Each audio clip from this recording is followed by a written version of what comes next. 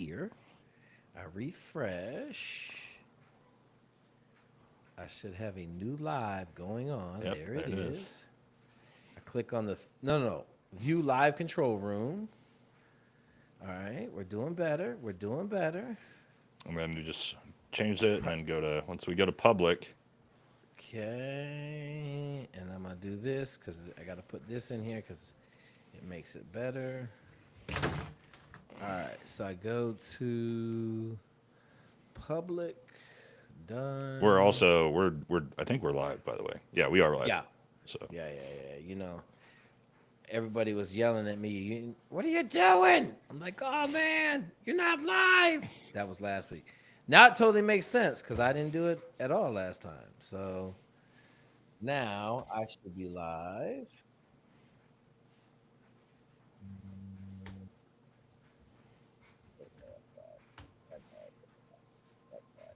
Maybe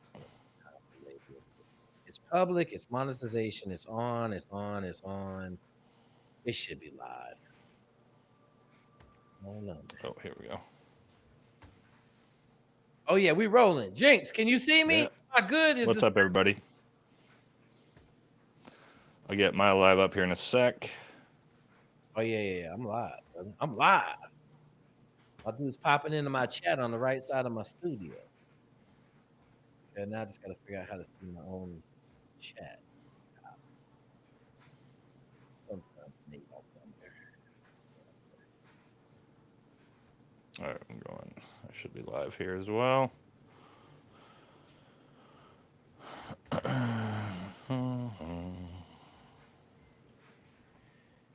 All right. Did Jamerson call you on 1 million today?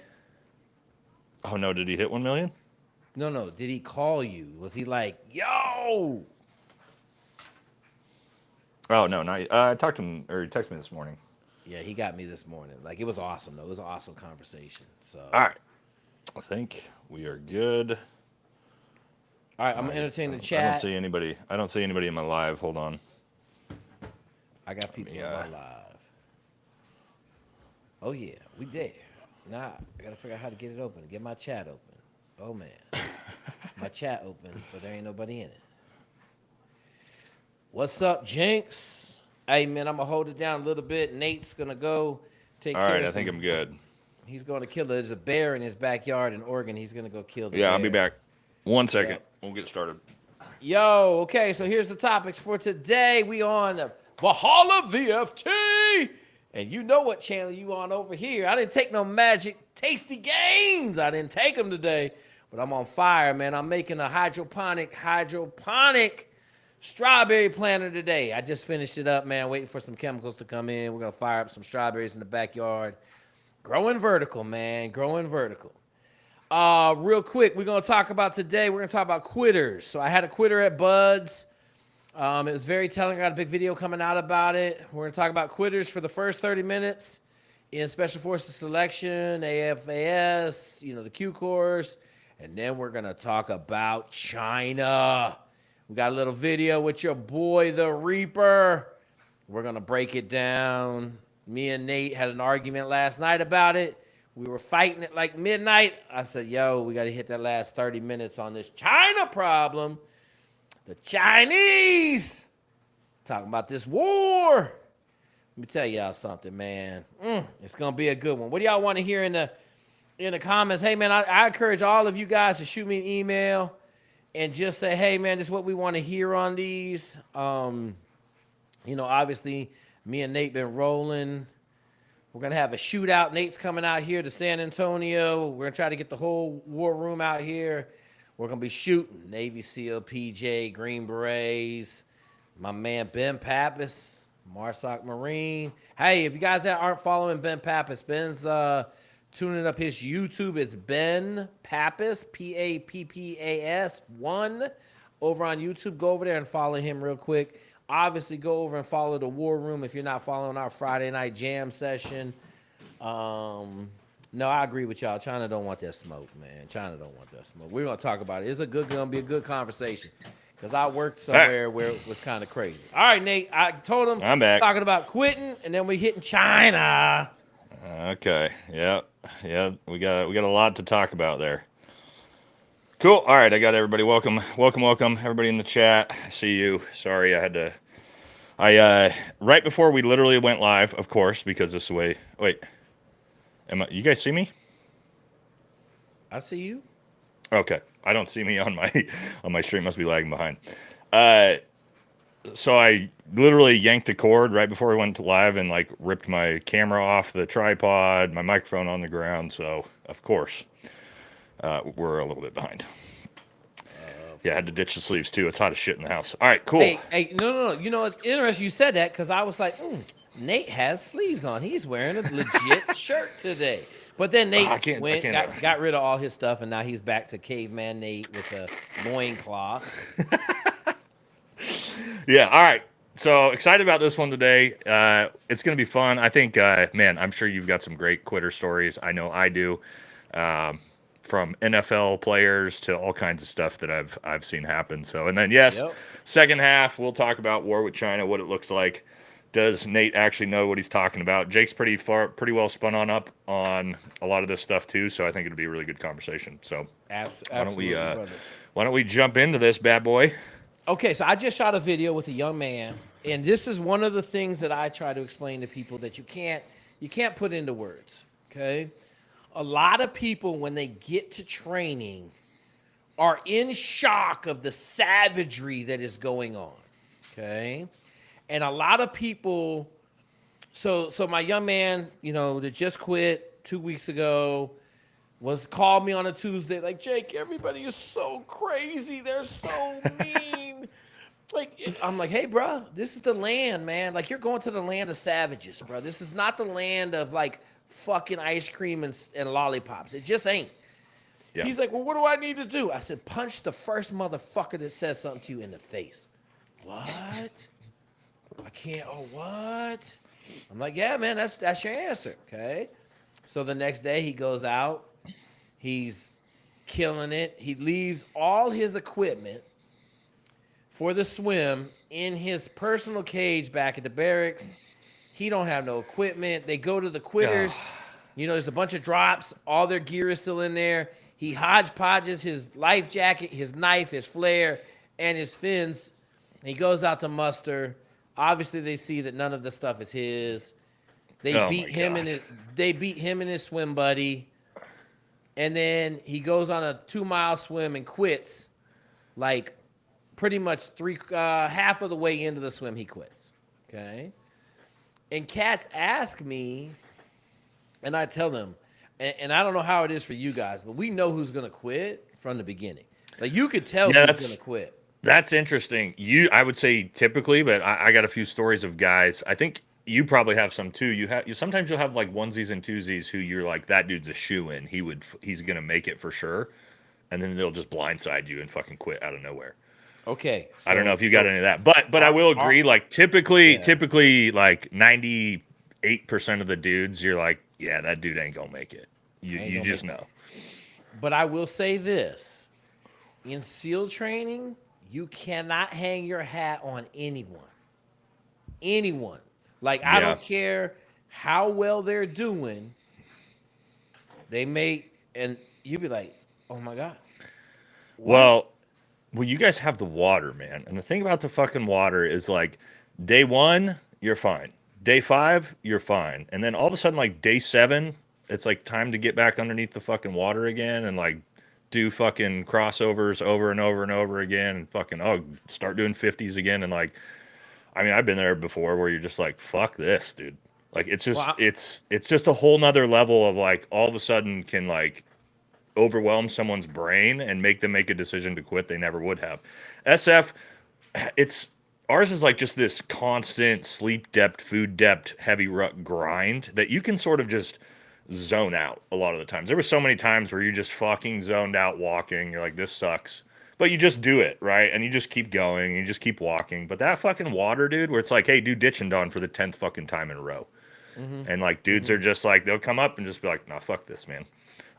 So I think that's like So a big for quitting. I feel like the SEALs probably have more guys quit than we do in SFAS. We have a lot of guys not pass. We have a lot of guys not like land navigation, right? Like not very many dudes are quitting at land nav, but it's going to wipe out 20 to 30% of the class due to failures. What's your take on that? And we're going to talk about like the difference is you guys are, let's say average age of somebody in AFAS is at least 25, if not a little higher, Yeah, correct? probably average. Yeah, probably around 25. And our average age is like 22 years old. So there's a huge maturity difference. And pretty much, unless you're 18 X-ray, all your guys are coming with some experience into the Green Berets, right? They're not just coming straight off the street. All of our guys are coming straight off the street, unless they're a prior Marine. Those dudes murder it, okay? Yeah. Um, but yeah, I just think like for us, the water. But I'm gonna tell you this. So the things that, in my opinion, lack of preparation, and then Yeah. Yeah. inability to be tough, right? So like have grit. Do you have grit? Are you a gritty individual? Because I'm going to tell you, like, one of the worst things is running around with all of your scuba gear for miles with rubber booties on, carrying your fins, tanks, like mask on, like you got everything on, like you're going on a dive, and you are traversing around, like from the wet side to the dry side, mile and a half, right? Yeah. You get done with the dive, you're running back, mile and a half in booties, right? Like Oh, ugh. with I mean, you got 80 pounds of gear on, it's all on Yeah. your back, it ain't situated right, it's none of it, Yeah. and Yeah. it's like, but the quitting part of it, I think, is interesting because, when I talk to the young men, I had a dude that came to me really late. He was already in buds. I got a phone call, and it was Sunday night. And he goes, "I don't think anybody's gonna quit, Jake." I said, Yeah, "What?" that's not a thing. He goes, "Man, we have an amazing class. We got great leadership." And I'm like, "Hey, bud, this ain't." He came over from the Air Force. This ain't no fucking Air Force course, buddy. Like Yep. 50% of the motherfuckers are gonna be gone on Friday. No, he's arguing with me. I said, as soon as he started arguing, I said, this motherfucker's gonna quit. And sure enough, he quit on Thursday. Called me, like, man, like I can't do this. He had a wife and a young kid, and I had told him in the beginning, it's a Oh man, really bad. that's one we should. I think that I'd like to We can talk talk about about, it. Yeah. kind of talk about like what makes guys quit. Okay, now I don't always think it's like just a lack of toughness or intestinal fortitude or anything like that. Sometimes I think Yep. it's things like that, right? Like, for example, I had one buddy who wife, three kids. His wife was former Navy. She had gotten out, and dude, she did not want him in the military. She was fucking done with the military. Like, hey, get the fuck out. We don't need to be here. We want to be like a regular life, right? But he wanted to be a Green Beret, and I can tell you, man, he ended up quitting midway through the Q course. And he was a stellar dude. He was one of those dudes where I'm like, yeah, this guy's gonna make it, right? And it was just his wife constantly dragging him on, like, I don't want to be in this life, right? And so he ends up making that decision. For me, I think it might be interesting to talk about the mentality of quitting. I think it really is a mentality. I think you have people, and the type of person that becomes a Navy SEAL or a Green Beret has sort of bypassed like this mental block of quitting. And I think this is why I think it's really important for your kids, if they do sports or whatever, you don't force them to do anything, right? But if they sign up for track for a Yep. season, you cannot let them quit midway through it. They have to Ye- complete it. They don't have to do it after that, right? But they have to complete that season, because I think once you breed the mentality of quitting, once you quit once, it is so easy to continue to quit. So for you, what do you think in your did you ever like, because it's funny, I talk to guys that have made it through, and it's like there's always times where like this is the fucking worst. Was there ever a time where you were like, I should just fucking quit, where you really were actually close? so Because I'm gonna not be honest. a lot of guys never had that. Like, and I'll tell you my story with that.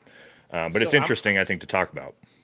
I'm gonna say this because Buds was really fun for me. Okay. But I grew up in a household where it was nothing to wake up on Saturday and do 6 hours of manual labor, six Mm, hours of moving rocks, 6 hours of digging. Like yeah. we were poor, man. We ain't had no money, so everything got fixed by my hands or my dad's hands, you know. And so I think it was different. I also wrestled in college, man, and Yeah. if you ask I think me, that's a big one. wrestling in college was, I normally use 10 times. I will say wrestling in college for me was 10 times harder than any day at Buds. Okay. Yeah. Now, Buds was 10 months, long, drawn out, fucking suck Hmm. factor. But for me, like if I had showed up, I showed up 100% out of shape. I just came off a ship. I hadn't worked out. Now, I was in shape in May, wrestled on the All Navy wrestling team. I was in world class shape. Okay. But I got asthma real bad. So if I don't run for fucking a week, I'm done. All right. But Yeah. for me, like, dude, it was so much fun. Like, you got to pee your pants, man. Like, you'd be on a run and you'd be like, Yeah, fuck it. yeah. You Or a just, ruck march. Yeah, a lot of yeah, you times I just, would you just piss, dude. Fuck it. yeah, like I would take it out and spray, right? Like, spray off to the side, you know, Dude, there like, was there was ruck marches we would do in like monsoons where I would just piss my pants, dude. Like your pants are yep, so soaked, you're just like whatever. I'm not gonna. I'm jogging with a rucksack for 12 miles. I'm not gonna stop. I'm not But yeah, you're stopping. not wrong. No. Yeah. But so, so that aspect of it, the other aspect that I just fucking love was the savagery, bruh. Like, you don't fucking, like, like, hey, like, one of my officers was a young officer, fresh out of fucking OCS. He was a good dude, but he was kind of a little bit like he was out of place. But he went up to Ardak with Captain Bassett and got fucking trained up, and he was fucking crushing it. He was the fastest runner in our class, and he fucking was talking shit to one of the E3s who had been to Buds already, who was a fucking savage. And I was just kind of listening, like, man, that ain't how you really talk to people. And then he said, "You'll do what I fucking say, E3."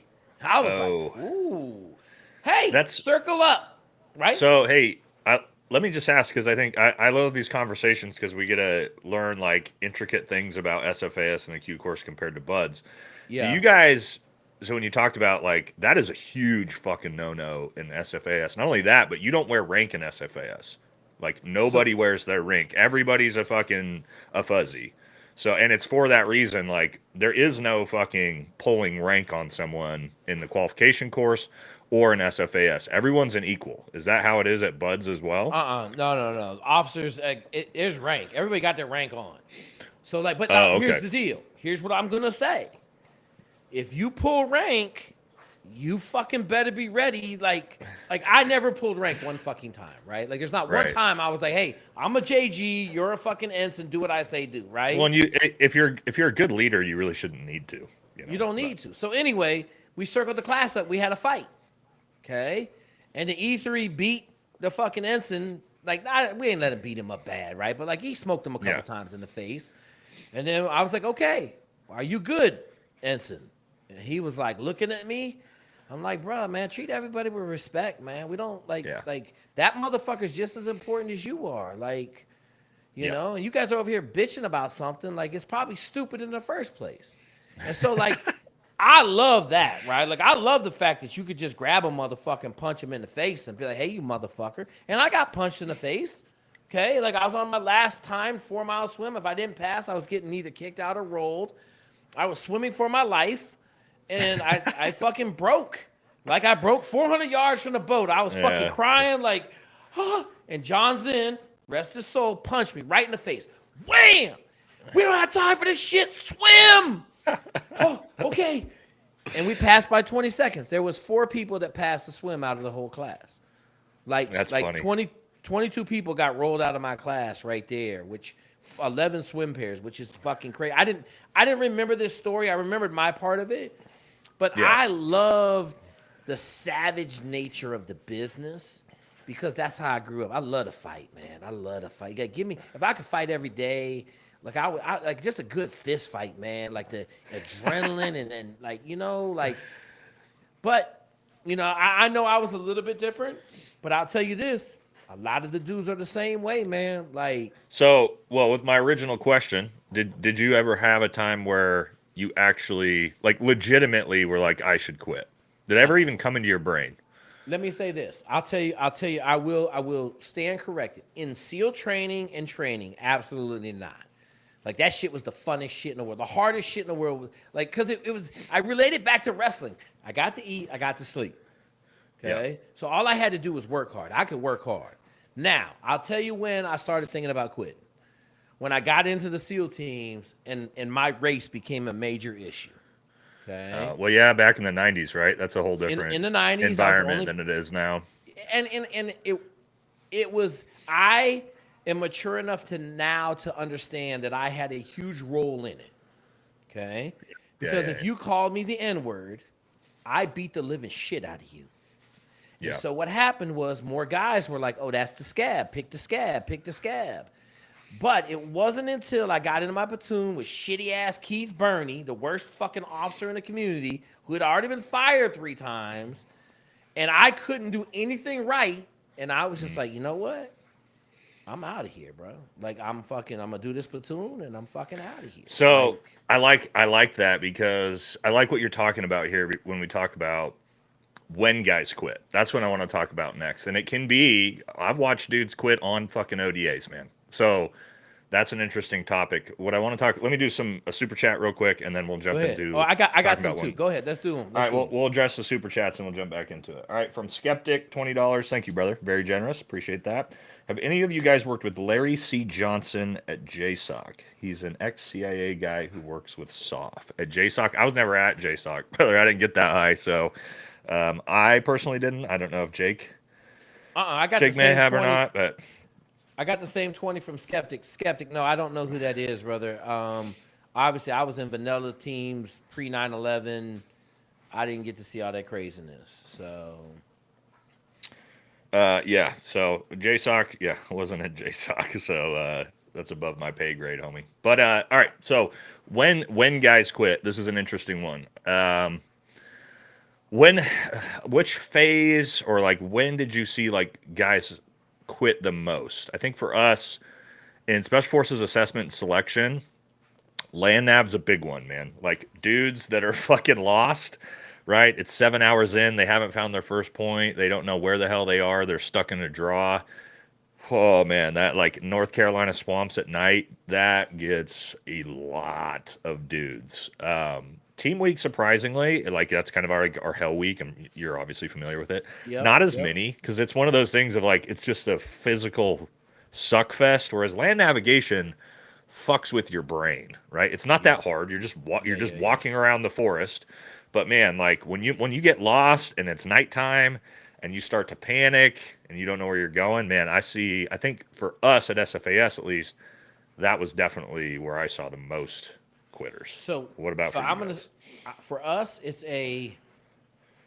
like a drip. Okay. So you have call it 8 weeks of ramp up, 6 weeks of ramp up, okay, pre-buds, whatever you want to call it. Nobody's yelling, nobody's screaming, but you're doing a volume of work.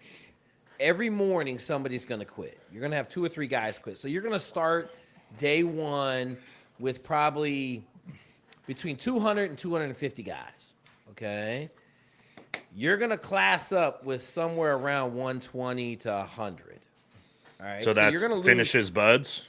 No, no, no, no. Just the day one of training. Like day one, you're going to Oh, lose. You're going to God. lose. You're going to lose probably 75 people before you even get to training. And this is where it gets Okay, crazy, Nate. This is where I it see what gets you're saying. crazy. So let's say you start day one. We'll just use a round number 100. Okay. You are going to have 10 people quit every day until Friday. And you will be down to 50 on Friday in 1 week.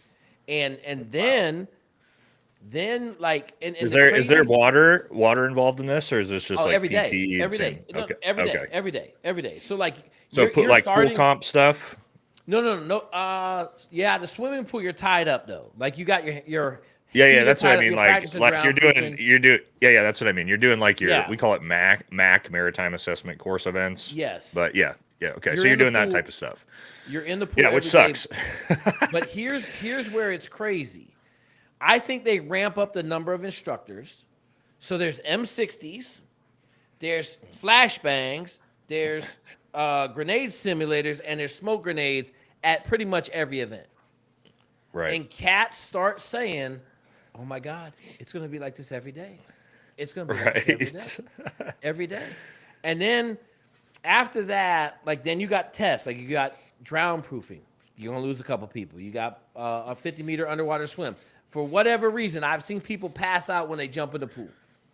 Like they swim 4 strokes. They not even a quarter of the way across the pool and they pass out. Yeah. Yeah. You know, and then you have that. You got treading water. You got about 5 evolutions that are going to get some people. And then obvious for us, you got Hell Week, right? And Hell Week is another one of those things where like it's just voodoo. Like weird shit happens. Like I tell this story real quick. Okay, so we're at the Bayside. We get attacked by these arthropods. They cut us. We're bleeding. Everybody's bleeding. So we stand up. I'm like, holy shit. Everybody has just got blood running down. So the instructors are like, no, get back in the water. I'm like, fuck you. We get out of the water. They're like, oh shit. So then like, okay. So they let us, this is SEAL training. We were butt ass naked in the water getting eaten alive by these arthropods. Put your clothes back on. We're going to get back in the water. 3 or 4 dudes quit right there, okay? The water was cold. Air temp was 37 degrees. We get in the water. They have this thing called Lion's Lope where you just like do like this. And I kept watching this boat crew, and they were angling towards this little dock. We were maybe like 20 yards off the beach. Like, we're just parallel on the beach. I'm like, God, what are they doing, man? Like, and it wasn't hard. Like, you're just cold. The whole boat crew got out. The whole boat crew. All 7 of them. I was like, hey, where you going? We're quitting. All of them? All 7. Oh, well, that's, hey, man, I'll tell you this, though. I'm sure you've seen this. Quitting is contagious out there, brother. Yeah, brother. It is. When one guy does it, it opens the floodgates. It's almost like people that are going to quit are kind of just like waiting for confirmation in their own brain. Like, oh, see, it's not that big of a deal. Yep. Other people are doing it too. I would see that Yep. a lot. I was actually gonna talk about a story with that after once you're done. So at that one evolution, those 7 dudes quit. 4 dudes quit from the bugs biting them, right? The arthropods.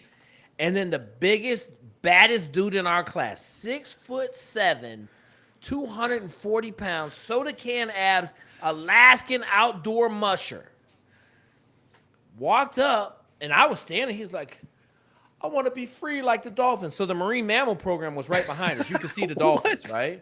Yeah. Was this Hell Week? Yeah, Hell Week. Tuesday. Hell Okay. Week. So yeah. All right. I want to be free like the dolphins. I was like, what? He's like, I don't want to be here no more. And he just started bawling, man. And the instructors were like, come with us. But it's like 6'7", 240, just shredded dude. And he just broke, man.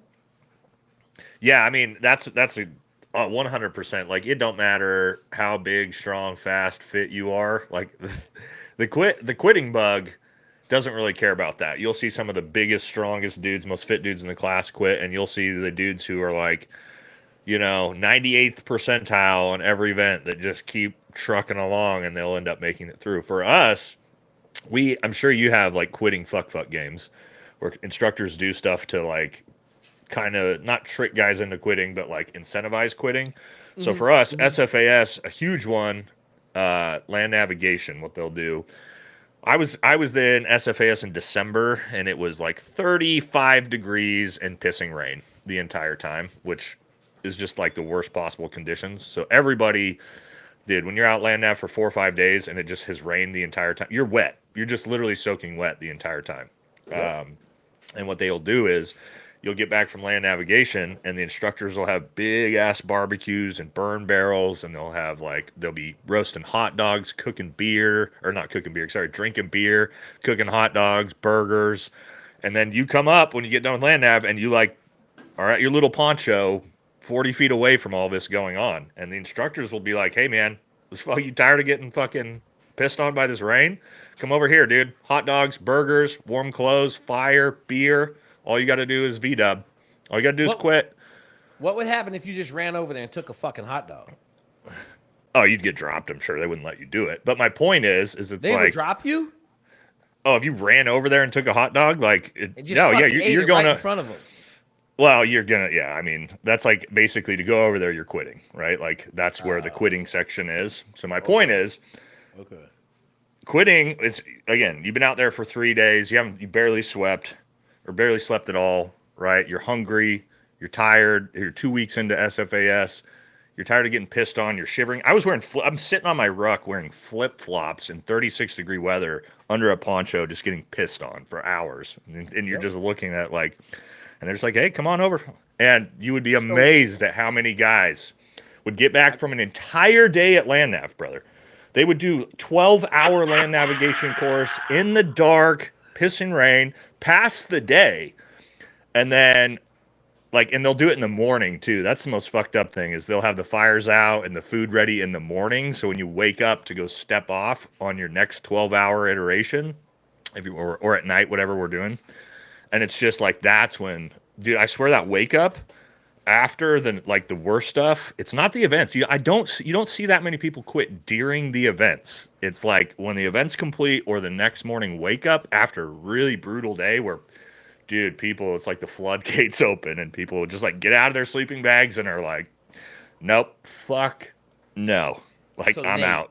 so in Hell Week, winners get hot showers. Okay. Oh, okay. I refuse. I'm like, We fuck you. have we have we have that in team week when like the winners get hot chow if you get back from Yeah, tech. yeah. So yeah, So we do like have some like incentives. like I can remember sitting there and the instructor's like, get in the shower. I'm like, nope, not getting in the shower.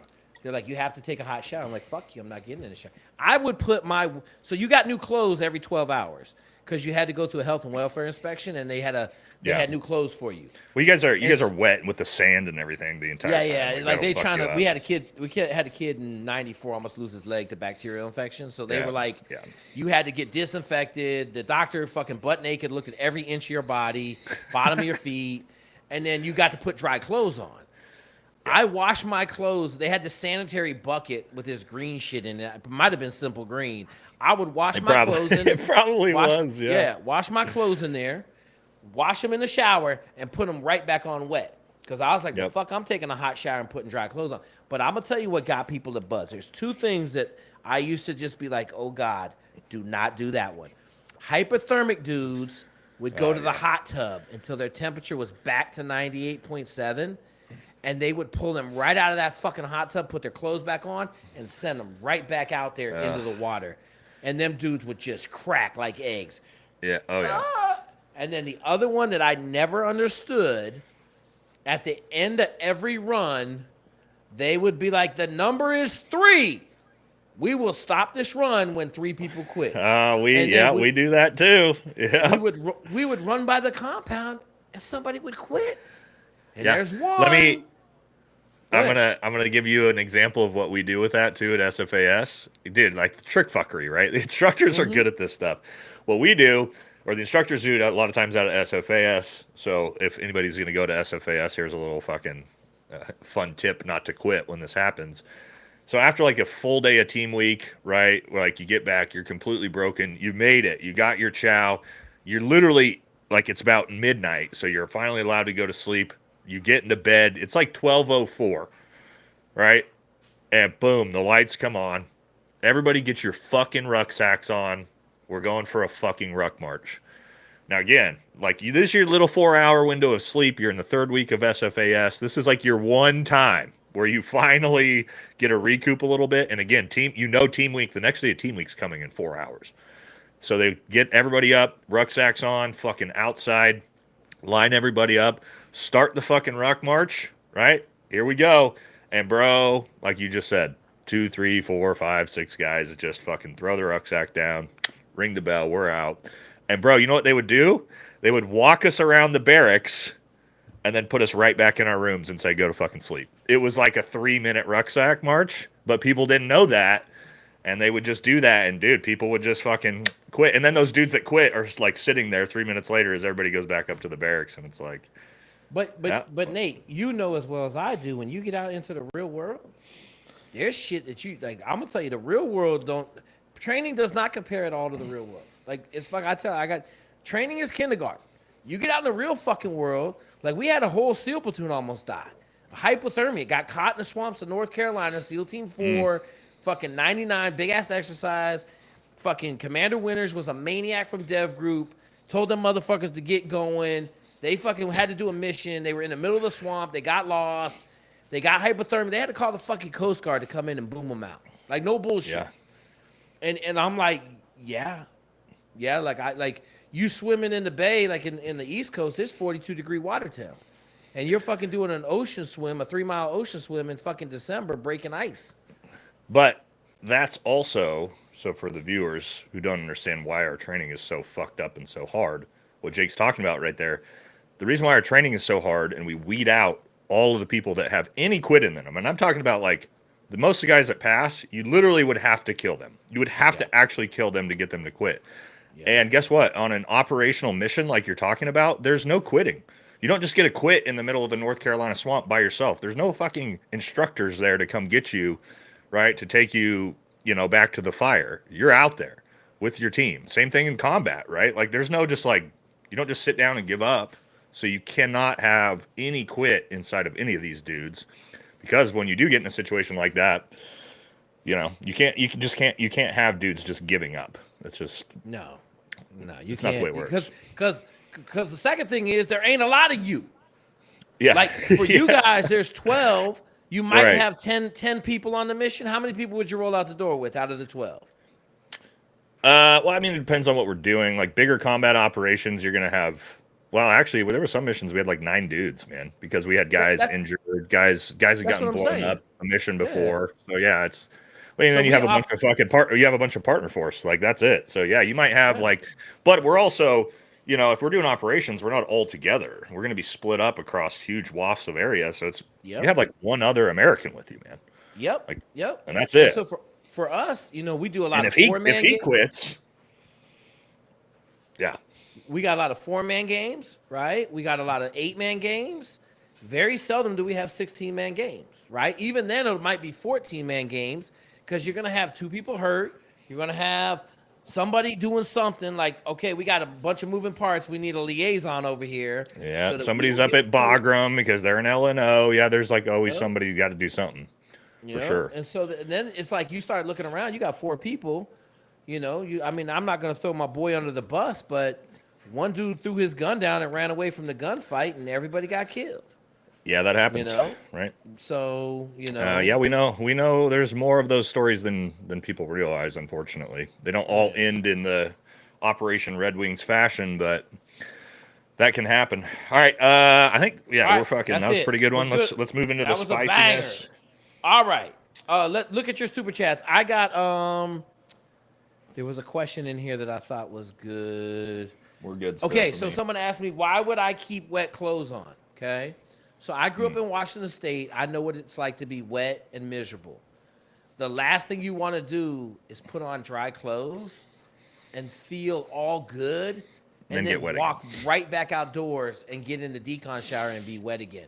So my personal opinion is I would rather be as miserable as I possibly can 100% of the time until it's time to actually stop whatever I'm doing. So I'm not ever going to come in and get a hot coffee. Like they were handing out hot cups of coffee and stuff like that. I burned my tongue the first time I had some hot broth. After that, I didn't take none of their hot shit. Like, fuck it. I don't want none of it. I don't want none of it. So I thought that was a good question. What do you got? No, I'm good on chats, but I wanted to caveat on that what you just said, which is important. It's much like I said with why guys quit when they wake up in the morning, or why guys quit once training is finally over.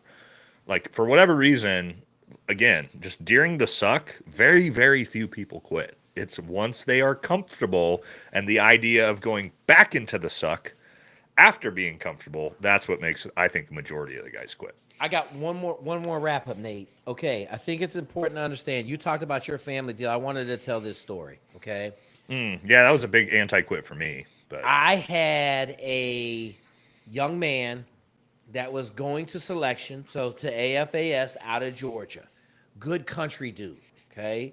2 kids, young kids, a wife, real religious, tough dude, tough guy, man. Like he was fucking. I was like, man, okay.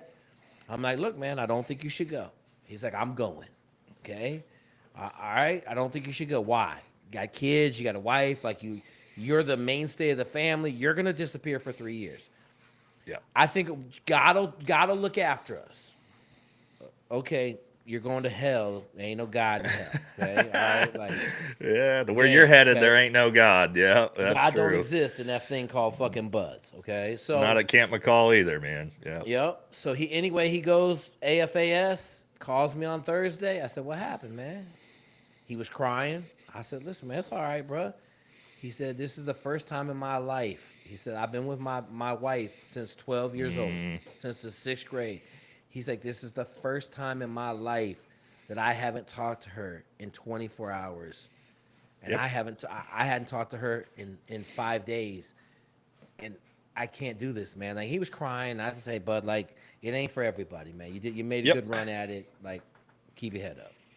100%. It's definitely not for everybody. I mean, I've told the story of, like most guys are going to lose their wives in the Q course, me included. It's like it's the reality of it. If you're willing to sacrifice what you need to sacrifice to spend 2 years plus earning a Green Beret, it's tough to do. Like obviously, lots of guys made it through with wives and kids, and they were just fine. But I'll tell you, 100% of them that did, their wives are all super independent, strong, badass chicks, dude. If your wife is like highly emotionally and everything dependent on you, and there's nothing wrong with that, like at all. I'm just saying, when I say it's not for everybody, it's not just the dude trying out. It's also the families, right? Some families, man, these like my current wife, she's badass, dude, no issues.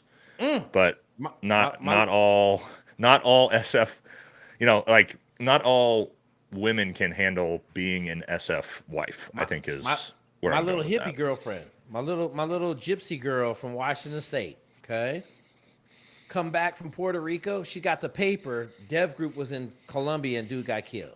Okay, you were in Colombia? No, I was in fucking Puerto Rico, Rosie Roads, fucking free diving every fucking day. I wasn't doing shit. You're lying to me. You're a fucking killer. You're a killer. Like I'm gonna marry a killer. I'm like, look, first of all, I ain't killing nobody. I was fucking on a dive trip. Like, fucking relax. Okay? Boom. This is Saturday afternoon. I got back. The Admiral got pissed we left early. Okay? This is back when we were trying to keep us under 200 days away from home. Fucking Mm, impossible. Okay? yeah. I get a phone call at 3 in the morning. Hey, bird leaves at 6. Be on it. Out of NOB.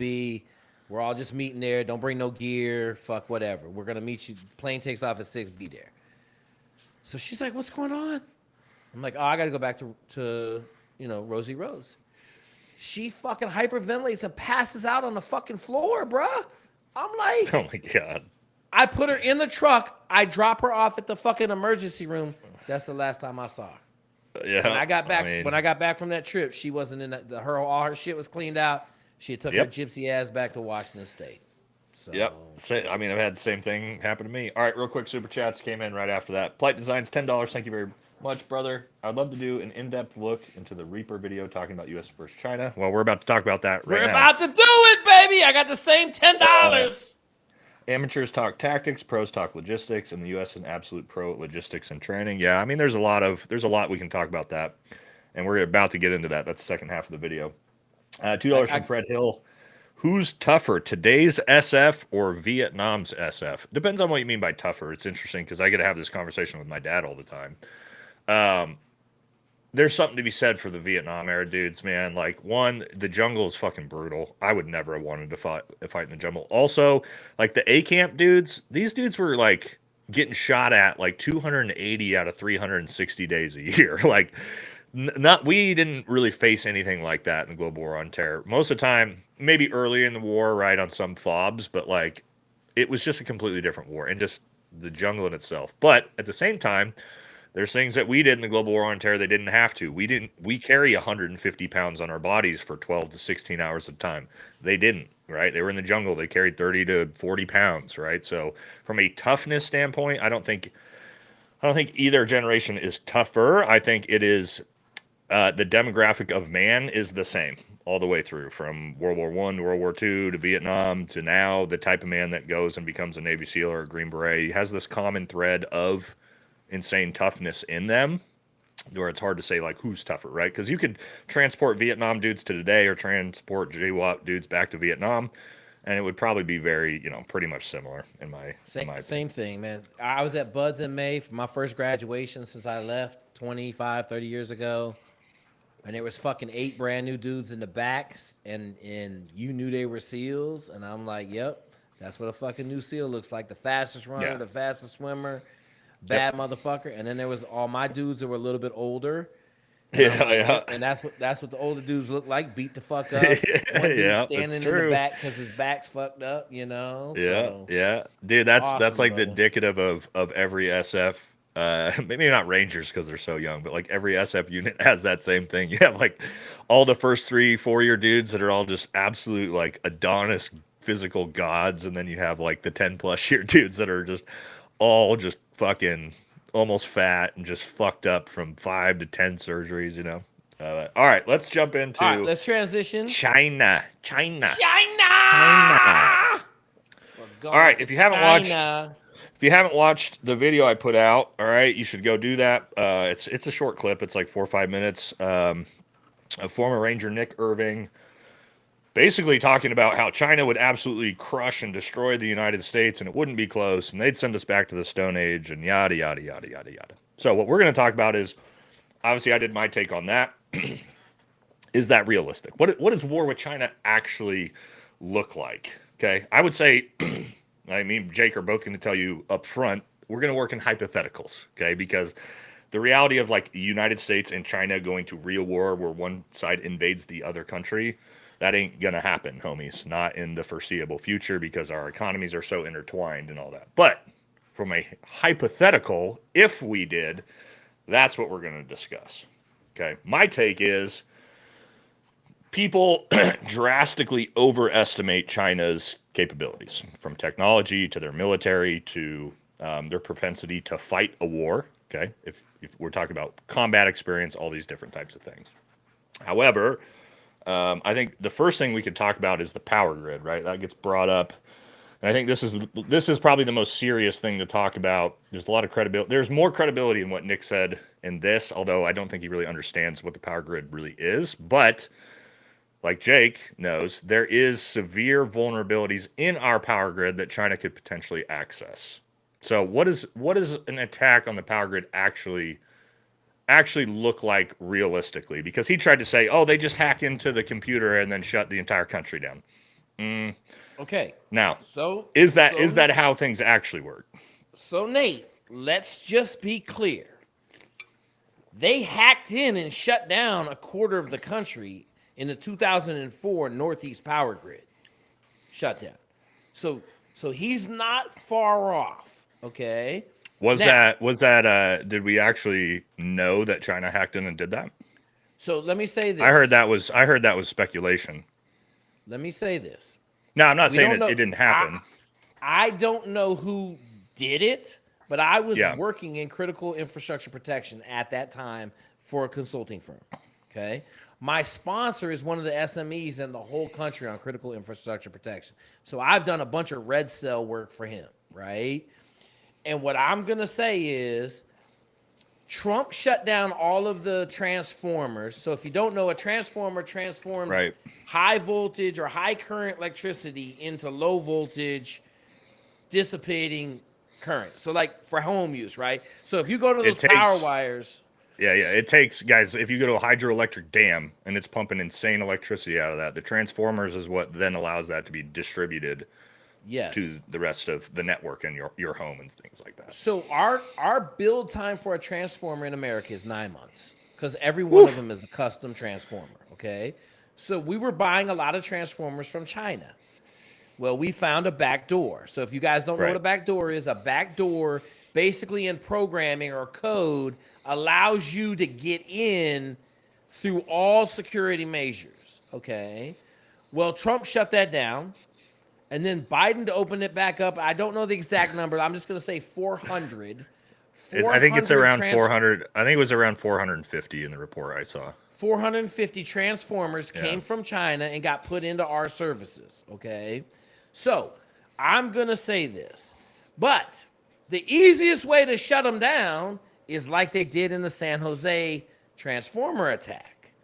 They just shot them below the midline with AK-47s, poked That's holes in what them. that's what I want to talk about next is the physical Okay. side of things. But keep So going. from the cyber side, absolutely. But here's the deal: they're just as vulnerable as we are.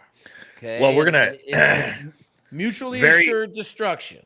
and Okay. let's talk that, okay? And this is a big part of what I think Nick missed, okay, is that this isn't a one-way range, right? So everything he said was sort of like perspective of a one-way range. This is what China could do to us. Yep. Okay. Let's say China manages to shut down some of the power grid. What do you think United States response is? Do you think we just go, Immediate. oops, Yeah. no, we immediately shut down Shut all down. your power as well. And then we'll get a little bit into which populace can handle that before they overthrow their government faster, right? In here in a little bit, because I think that's an Mm, interesting Nate. topic of conversation. But I before, got this one too. We're gonna talk yeah, about this. we'll get in. But first, let's talk physical infrastructure because I think that is more of a threat of being because, like you said, it doesn't take much to shoot some fucking AK bullets into a transformer. So for me, that's where I think we'd be more susceptible because, like it or not, there are a lot of Chinese nationals currently in our country that could very easily be turned on as sleeper agents to physically attack, whether it be the actual production facilities, more likely the transformers and the distributed networks. I think that's like a more easy target, right? Like targeting a dam is not easy. But Mm, like you said, mm, mm. um, Targeting a dam is very easy, Nate. There's no security.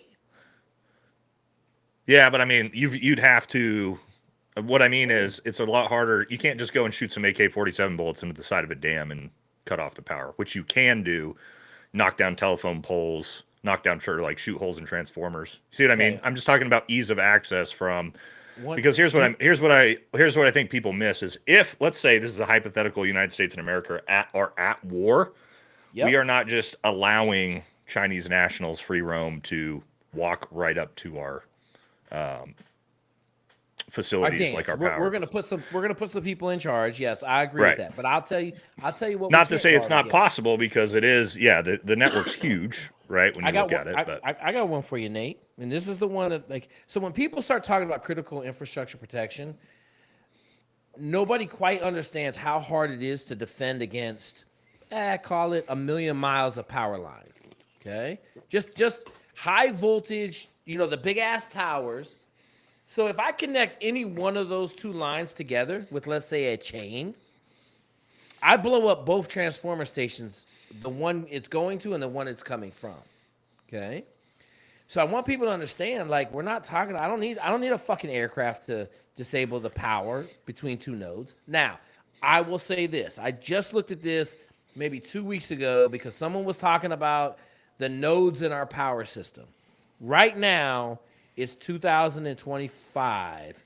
In 2004, when I was working on this stuff, there were no nodes. Everything was one directional.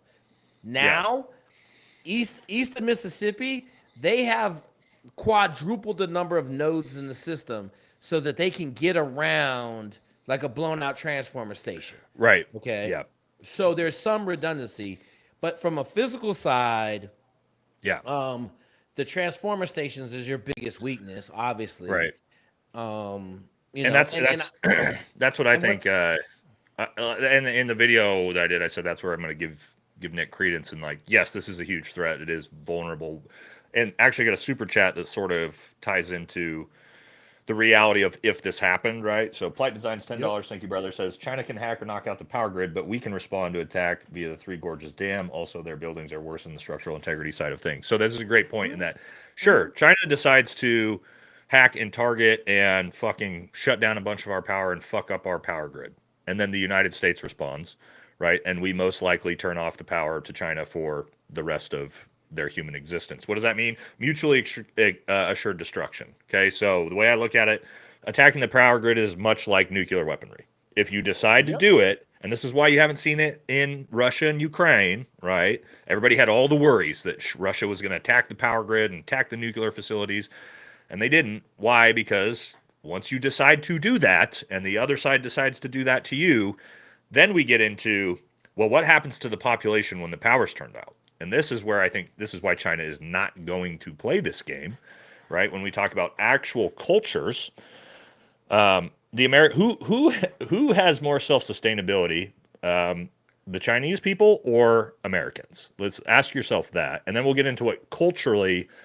what a collapse of a country actually looks like. Because China has what's a 5,000-year-old part of their culture called the mandate of heaven, which is extremely important when you talk about society beginning to collapse within the government. It's actually the government of China's biggest fear is its own people, right? They spend more on internal defense than they do on external defense by far. And we can talk a little bit about that because I think that's important to say of like, okay, we shut off the power. We also shut off the power in China. Then what happens? Does the war So, continue? so here's what I'm gonna say because I'm a big prepper. Okay. And if, I'm gonna encourage everybody to go look at the 1 second after. Go wiki, put in 1 second after, read the book, okay? And understand this: 95% of the United States population lives on the coast. Okay. The population decrease after 1 year with no power will be 95%. There'll be Oh, 5% of the United States population. Nate made a point, and I'm gonna give a timeline. You have 96 hours with no power before you have absolute Armageddon. And you can, if you don't believe me, go down there and look at what happened in Katrina. in 48 in the hours in the inner cities, in the big cities. so this is how you got to define it. The It takes a little population bit. It decrease, takes a little bit longer to hit the rural areas, but yes, but I agree. in the Midwest, they only expect a 50% population drop, Right. right? Because you don't have the population density and you have resources. So I Yep. tell everybody, I'm in San Antonio. If the power goes out for fucking 2 days, you won't find me in San Antonio, Right. okay? Because there are no resources here, none. There's no food, there's no water, and there's 3 million fucking people with a lot of guns. Everybody's getting Yeah. fucking killed.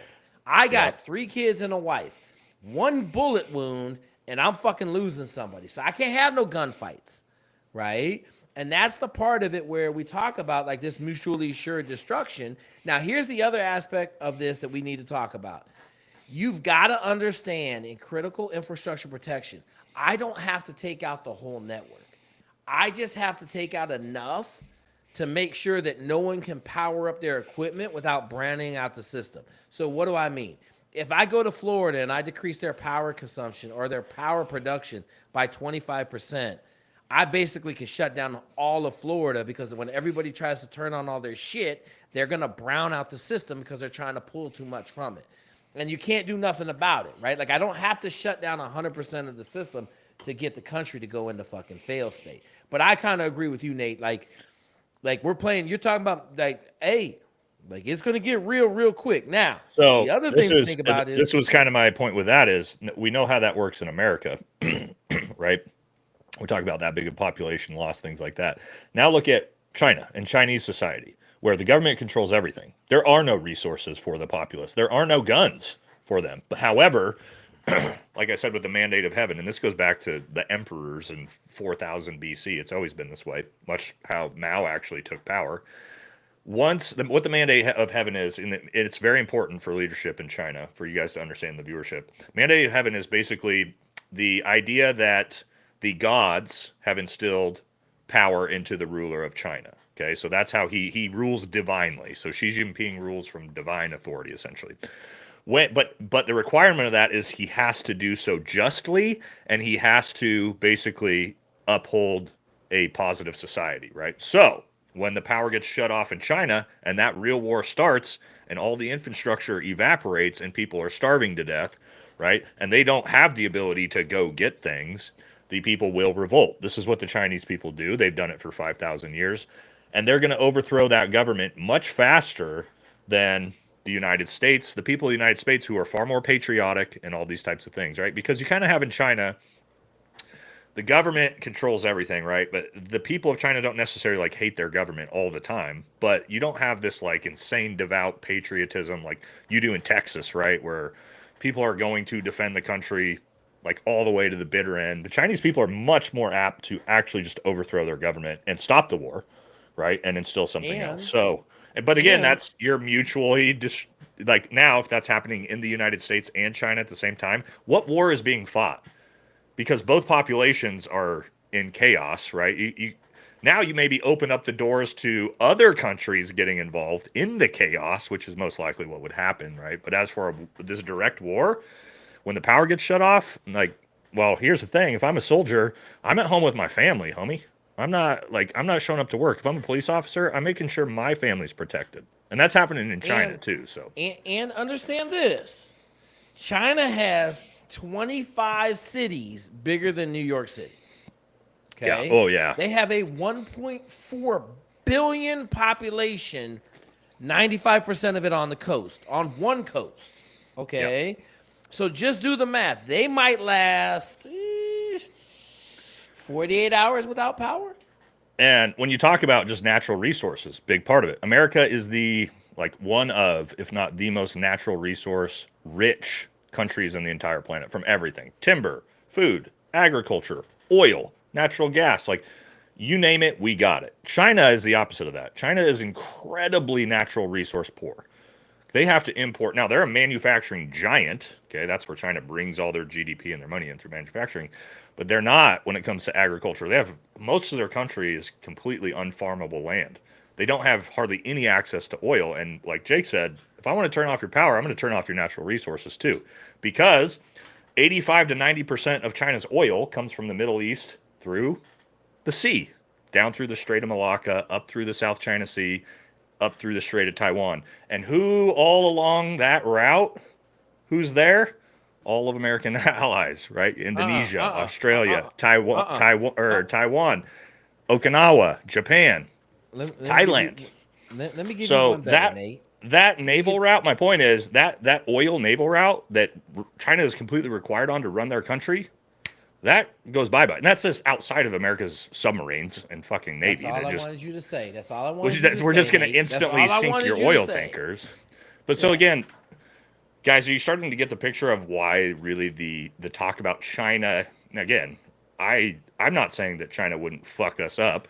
I'm saying we would destroy each other, and America would most likely be the country that somehow continues to exist in some form. But the idea that China crushes the United States in any capacity by its like without it's just not realistic. I don't think. Like let's say like 1 second after is based on a Chinese pulse, EMP, right? We all got EMP weapons now. They ain't no fucking secret, okay? And like it's the same thing. Like you can't have a war like they're having in Ukraine with real powers, right? Like So, somebody's gonna step but up. Jake, I think the war in Ukraine with Russia is a great it's a great case study of why all of these advanced weapons really don't matter. Nukes, EMPs, shutting off the power grid, because why hasn't any of that happened in Ukraine, Russia? Because both sides know the second one of us does this, both of our countries fucking evaporate. So it's Yeah. almost like this technology is so high that it does, even if you do go to First World War between Russia and Ukraine, they're fighting with tanks and trenches and drones, right? They're not even using their advanced technology because, again, mutually assured destruction. So if we went to Yeah. war with China, I don't think like you can't even use this type of stuff. Or again, like your navy disappears overnight. So does ours. All our aircraft carriers gone. Just subsonic fucking warheads come down. Those are going to evaporate instantly. Yeah. So The supersonic sunscreen. when people talk Yeah. about like, oh, the navies and this and that, it's like, well, our navy is gonna just slow roll our ass from the west coast through the Pacific Ocean all the way to the mainland China and drop troops off, and vice versa. Probably Well, not, well, guys. well, Nate, 1999, 1997, I'm on a ship, and we know China's doctrine: launch 1,000 missiles at every ship, and it will sink because it only has enough bullets in its anti-aircraft guns to shoot down like eight aircraft. So we'll Yeah, just launch 1,000 at each one, and then we're yeah, we're guaranteed we're good. Like yeah. that's the thing that like I'd be in the little meetings, and I was like, "Yo, this don't make a lot of sense, man. Like, you might have a better plan for this." So, what else we need to cover on China, man? That Uh, was a hot one, brother. real quick. So super chat from Polite Designs, $10. Thank you again, brother. Also with the cyber side, who's to say we don't have a Stuxnet where we can talk about that in a sec, or sitting or Stuxnet sitting in China ready to go. We're also doing this in a vacuum, assuming that all the neighbors who don't like China won't respond. That's a good point as well. That's sort of what I was just mentioning of like we have a lot of allies in that South China Sea also, and China has no allies on our continent, right? So that's a big problem. Also, you got Mongolia sitting right there who hates China's fucking guts and is just looking for a reason to exact some revenge. Okay, but talking about the digital side, Stuxnet. Do you know about Stuxnet virus, Jake?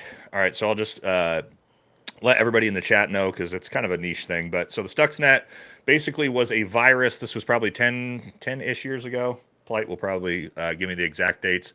But essentially what it was a virus that um, they eventually found. This tech company in California basically found it on all their computers. And then basically they found it on every computer, really from America all the way into Europe. And this virus basically was a dormant virus that did nothing. But eventually, what it did is it would hop from computer to computer, not doing anything until it found Iranian nuclear facilities.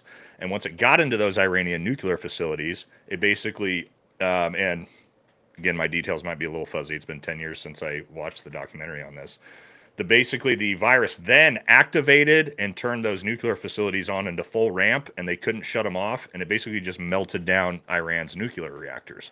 No one knows how that virus got made. They had like US Silicon Valley tech companies trying to reverse engineer this virus, and they couldn't do it. It was so advanced that that it had to have been done basically at a nation level. Of course, the Yeah. assumption is Israel, in conjunction with the United States, developed this virus to be used because it was so specific.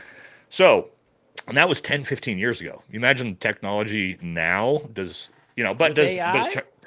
with AI. Yeah. So I think that's a good Mm. point. I mean, when we talk about digital attacks, and we're looking again, this is a lens of like, oh, we're only talking about China. When we talk about digital attacks, I can assure you, America is very, very good at hacking and digital attacks too, in cyber warfare. The type of stuff we have And going on in Silicon and Valley and in the basement of the Pentagon.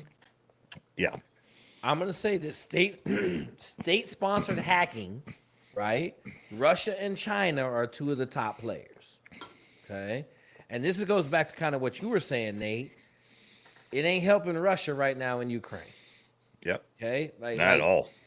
because they can't play the shut the power grid down game, right? And Yep. so, or like my thing is they can't hack the hit airplanes. I mean, hell, we're using fiber optic drones, so they can't hack the drones, right? Like Yep. all of this stuff sounds great, but at the end of the day, I'm gonna say it like this: we're America.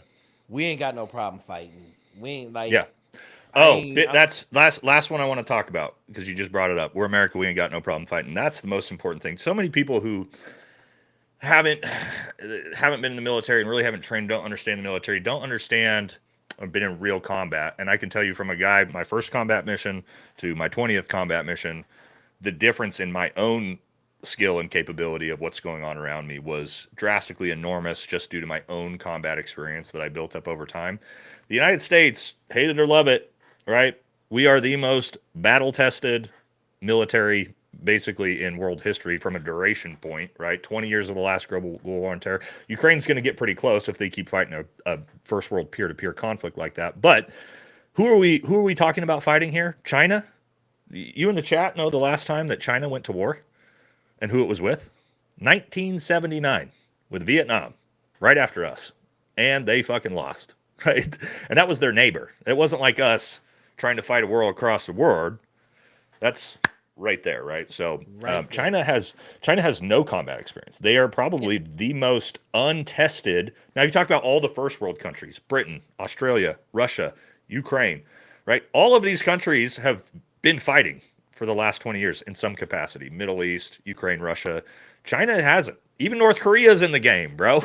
North Korea is more battle tested than China. So when you're talking about completely untested, all you're talking about generals, high level leadership, none of them have any war or combat experience. It's all theoretical. And then you want to fight against the greatest and most battle tested military that's ever existed, probably in the last, with the highest technology in the last 100 years. I don't know, man. If I'm going to put my money on one of the two of those, I don't think I'm going to put my money on the football team that just picked up playing football last week, right, against the Patriots. Like that's not the way I'm gonna guess on it. But what's your thought on that for Or actual Nate, like I'm gonna what go these this wars way. look like? I'm gonna go this way. Okay, the cultural difference between China and America could not be greater.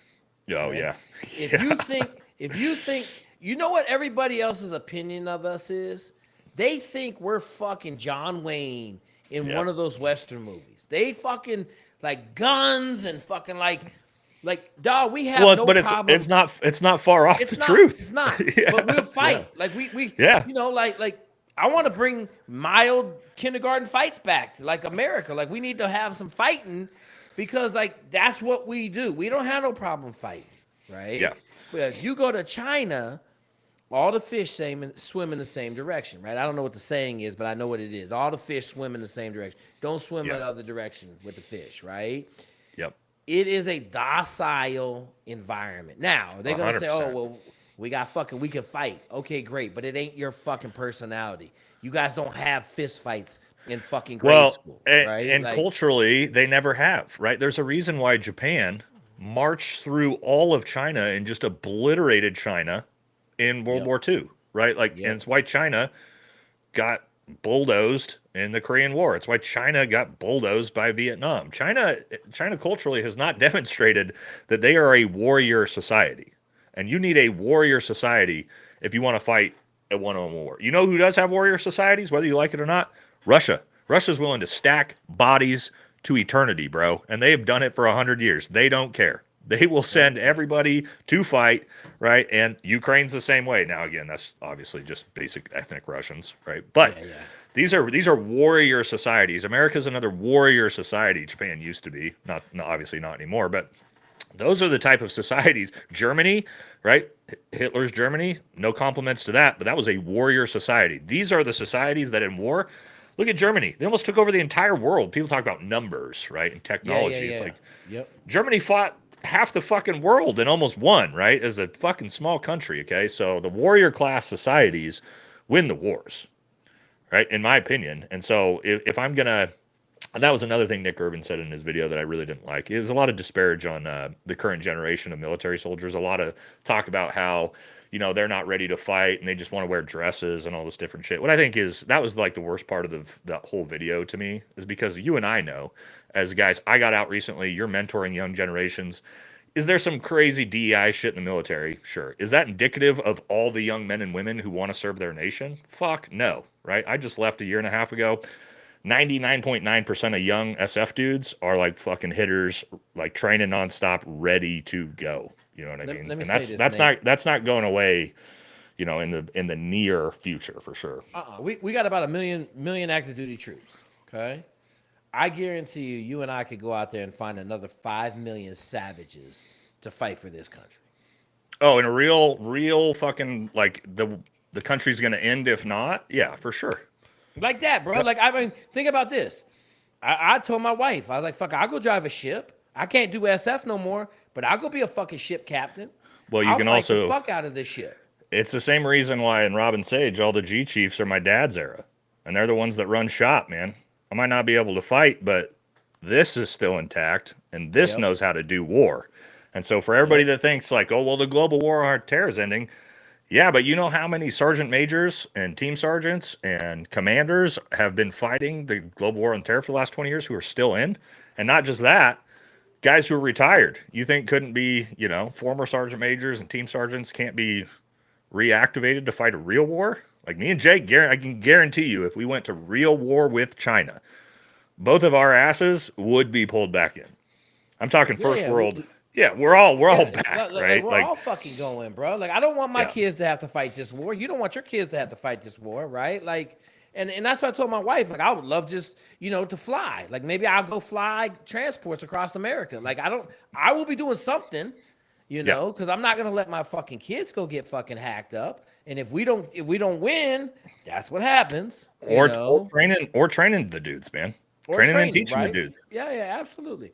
All right, I got two super chats. Yeah, Fire yeah, me as conversation well. about China. Hey, what's your number right now? Because my number is Almost astronomical.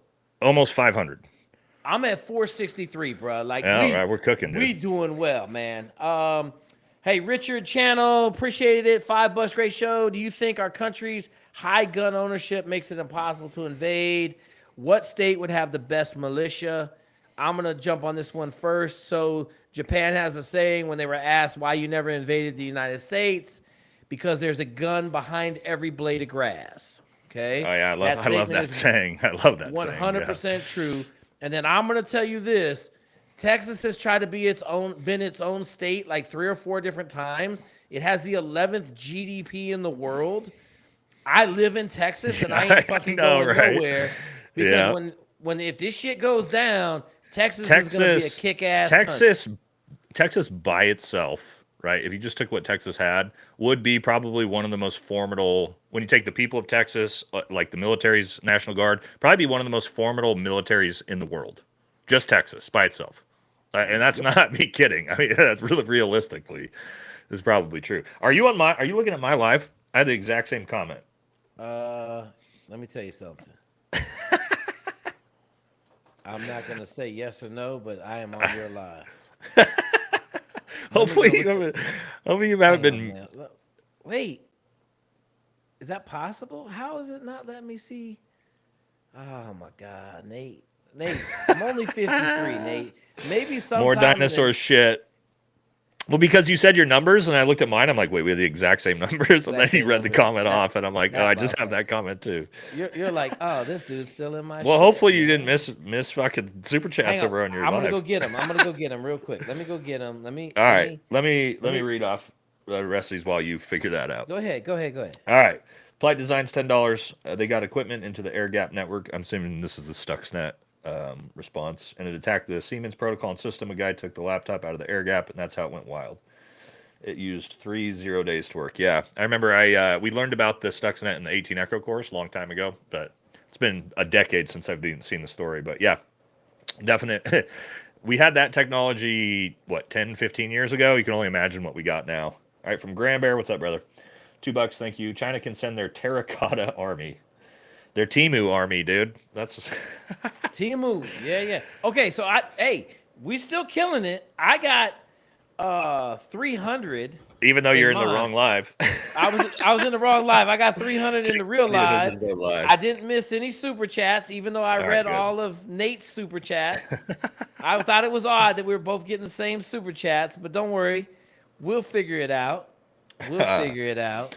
All Also, right. I think a big one when we talk about Chinese tech, people forget that again, China is the world's leader in manufacturing, not technology. Okay, and there's a reason why China spends so much time hacking.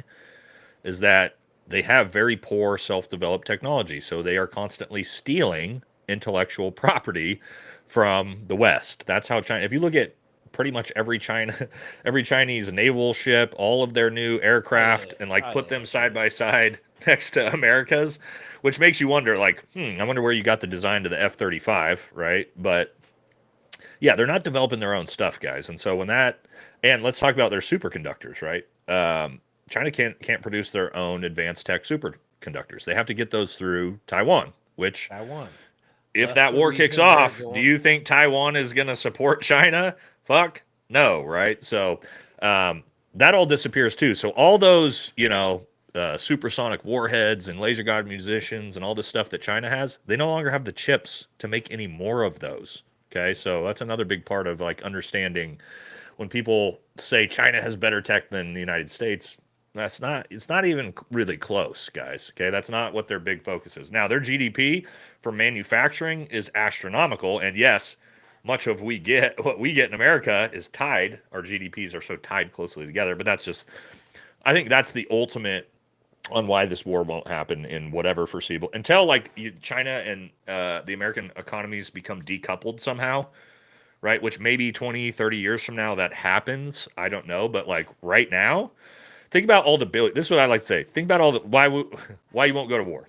If it's not profitable, okay, the billionaires ain't going to do it, right? Because if you destroy both societies, the billionaires don't have their playground anymore, right? So all the people in power don't want America to turn into the Stone Age, and they don't want China to turn into the Stone Age. And you think about all the billionaires, how much money they're making off of each other, China and the United States. ain't nobody, and our politicians even, right? In the short term, ain't nobody in power letting us go to war with China. It doesn't And make sense. the other thing I'm gonna say, Nate, and this is something I've been looking at pretty heavily because I'm into social engineering and all this other stuff, right? China and Japan are in trouble population wise. Yes, that's Like another big one. they're in trouble. And they Yep. don't like everything I'm reading says they can't do anything about it. They're missing 30 years of people Yep. when they both went to the one child and Japan had the thing, and now the age of virginity in Japan is like 34, and Yeah, it's they're crazy. not procreating, and it's like, oh my god, like they're talking about a complete collapse, a complete collapse in 20 years. No working population at all in either country. And if you don't have a working population, do you know what population's required to fight the wars?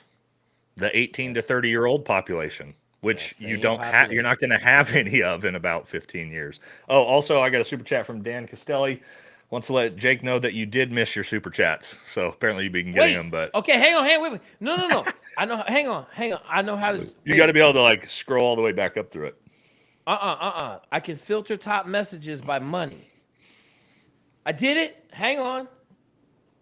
I got it. I got it. Okay, here we go. Let's roll. All Okay, right. we're not totally out of the dark yet. All Okay, right. Dan Castillo, much respect. You guys are in the middle. Suck. Do you occupy your mind? I'm gonna be honest with you. I have a thought of one female that I think about, and it was magical, and I can think about that for fucking like 6 hours and just zone out. Oh, you mean Um, like in the shitty parts of training?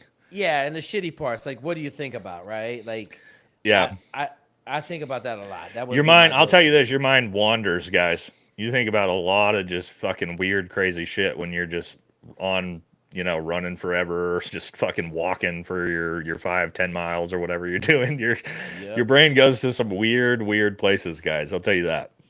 Okay, Kangaroo Bot, $5. What are some books you guys have read that you'd recommend? Relentless and then Overachievement are my two books. John Elliott, Overachievement, Relentless by Tim Grover. Okay, two books I really like. The number one, which I think everybody should read, because it actually had a huge impact for me. Change Your Questions, Change Your Life by Marilee Adams. Okay, that entire book is all about reframing the way that you look at the world, right? So it's basically the opposite of victim mentality. Okay, so when anything happens, whether it's bad, good, somebody does something to you, the idea is like, what am I saying to myself? All right. So let's say I got to do something shitty that comes up. There's a mission I don't want to do. All right. If I if the question to me is, oh, this is bullshit, and we shouldn't have been the ones chosen to do this, and I don't want to have to do this, that's going to affect my mentality going forward. But if I change the question in my head of the way I'm talking to myself of like, hey, this is what I signed up for. I've got the boys with me. We're going to make this a good time. It's going to reframe the entire mission. And you can do that with your entire life, right? And with the way people treat you. Somebody treats you like shit, you can choose to fucking take that to heart, be upset about it, be pissed off, or you can change your question and be like, I wonder why this guy said this to me. Maybe he's suffering, right? Maybe he's depressed, he's lashing out, and all of a sudden you take the power away from that. So that book's fantastic. And then I also really like The Daily Stoic, which it's a big compilation of quotes from guys like Marcus Aurelius and a bunch of sort of the warrior warrior poets from back in the day. So that's a really good book as well. Real quick, Awesome, super brother. chats. Dan Stelly, $2. I wrote Jake. That was my autocorrect. All good, brother. M. Corbin, what's up, buddy? Weaponized brain rot. Yeah, TikTok. TikTok's kind of scary for affecting the youth, right? But at this point, I don't know if it's like shit. I don't know. Their brains are getting rotted from every fucking direction. That's a We need long term. we Now, need to if you want to talk kill about social if media. if you want to talk about 100 years from now, okay, that's a different discussion of what America and what China look like. I don't know, but I can say, potentially because China has a 100-year plan and the United States has a fucking 48-hour plan, that there is potential in the long run that maybe China overtakes America. But I don't believe that any nation that lives in sort of like Jake said, with that one-way stream mentality where everybody has to think the same and everybody has to toe the line. I just don't think that any society that does that can overtake a society built on freedom and democracy. And It just hasn't And proven to be guns. that. Yeah, and guns. It just And guns. the last 100 years have just not demonstrated that to be the case whatsoever, right? You have all the places that chose capitalism flourished, all the places that chose communism for the most part collapsed. Okay, so and not that capitalism is democracy, but you guys probably get my point a little bit. Where China's going to be limited by their culture. I think much more than unless they change, right? If all of a sudden they're like, "Hey, we're democratic now," which I don't think they can do because the people in power can't relinquish the power, right? But if they That ain't did it, happening. That who ain't knows? happening. But yeah, that would take a big culture shift. All right, last super chat for me. Kevin Bacon, shout out. I'm going to call you as soon as I get off this phone call to make sure you don't make the dumbass mistakes that cats make at flight school. Yet another cat going to fly for us. Hell yeah, dude. Woo! Big bangers on Sunday, Nate. Yeah, I got one more. Plight Designs again, $10. Thanks, brother. Is there a chance to get a tabletop from you guys and others about responding to disasters and other incidents from weather to zombies? We had tornadoes in Indiana and got me thinking. Yeah, we could probably do that on one of these episodes. I'm telling you, me and Nate, me and Jay dropped into North Carolina during the hurricane to go find some people, or the flooding, and it changed the way I look at a lot of things. Like, we were Yeah. good, but my first thing is if you're looking for somebody, you got to go find somebody, spend 24 hours flooding the internet with, hey, I'm looking for this guy. Because we were an hour and a half away from getting on target, and we got a phone call, and some lady on on Facebook, sent us a picture of our guy in the front yard grilling, feeding the 90-year-old across the street. Oh my So God, that's crazy, man. All right, awesome, and last brother. one, Grand Bear, $2. Should active duty be banned from TikTok? I don't think active duty should be banned from having TikTok, but 100 fucking percent be banned from posting fucking TikToks in uniform. For the love of God, can we please stop? Stop. And that's to me, it's just a professionalism thing. If you want to use social media and you're an active duty soldier, I don't care, man. I'm all for it. But like, you need to decouple what you're doing on social media from the professionalism of the uniform. Because while you're wearing that uniform, people think, oh, it's not a big deal. It is a big deal. Because while I'm wearing that uniform, I am a representative of the United States military, the Army, Green Berets, Navy SEAL. So the things I'm doing are basically indicative technically of what the military is allowing me to do. Okay, so when you have some fucking Green Beret lieutenant colonel dancing around like a shithead in full uniform and beret on TikTok, yeah, I got a problem with that. Because again, it takes away from the professionalism that's been established by that Green Beret, right? And I'm sure, if Jake would have seen some fucking Navy SEAL in full fucking uniform and trident fucking dance around to salsa, he'd be saying the same shit, man. It's like, I don't care. I'm all about it, dude. Have that fucking, have your Latin webpage and your TikTok and do your dances, but no, not in uniform, man. That it's just not appropriate. There's no situation where that is appropriate or needed, in my opinion. Yeah, it's hard to be a killer when you look like you're dances with stars. You know. Yeah, dude. All right. Yeah, whoosh, hour and a half. Crush this one. Another good episode, guys. I think we're Cutting it. good. Cutting it. Hour and a Hey, half. I'm All right, everybody. cutting both of them at. Hey, man, appreciate everybody, man. Bring the love. We're all growing. Nate's up there on gas at 130. We're getting Whew. there, man. We're getting there. Also, quick shout out, okay? If you're interested in my Patreon, we're revamping it. We're going fucking full bore into Patreon. All the stuff I can't show you on YouTube, firearms content, nutrition, fitness, all that. Probably get some private shit going. Maybe get Jake to come on, do some private lives. We'll figure it out. So if you want to, in my YouTube, you'll see the Patreon channel. Go sign up if you want. Sports channel, cool. Thank you. And then thank you always to Jake. Also, guys, I'll probably be down in Texas here in about 2-3 weeks. Ooh, So we're gonna me and shoot it Jake, up. me and Jake are We're gonna gonna do shoot. some content, some in-person podcasting when I get out there. Should be good. So look Absolutely, forward to brother. that. All right, everybody. Take care. Thanks for coming out. I'm shutting her down. I'm waiting for it. All right. Do you have questions? The one thing I would say, Nate, about coming to Texas